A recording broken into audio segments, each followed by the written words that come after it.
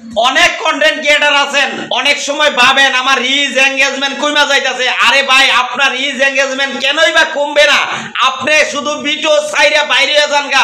Facebook প্ল্যাটফর্মে যেহেতু আপনি কন্টেন্ট ক্রিয়েটর হিসাবে নাম দিচ্ছেন, আপনার রিচ এঙ্গেজমেন্টের দরকার আছে। আপনার টাইম লাইনে ভিডিও গেলে প্রতিনিয়ত সাপোর্ট করতে হবে। আপনি যখনই সাপোর্ট না করবেন তখনই আপনার আইডিটা ধীরে ধীরে রিচের জায়গায় লাল হয়ে যাবে, এঙ্গেজমেন্টের জায়গায় লাল হয়ে যাবে। এইটাই স্বাভাবিক। আপনি যত অ্যাক্টিভ থাকবেন তত আপনার আইডি গুলো হবে। অতএব যাদের কন্টেন্ট মনিটাইজেশন আসছে এবং যাদের না আসছে, উভয়ই এই ফেসবুক প্ল্যাটফর্মে যেহেতু আপনি কন্টেন্ট ক্রিয়েটরের নাম দিচ্ছেন, এই ফেসবুক প্ল্যাটফর্মটা ধরে রাখবেন।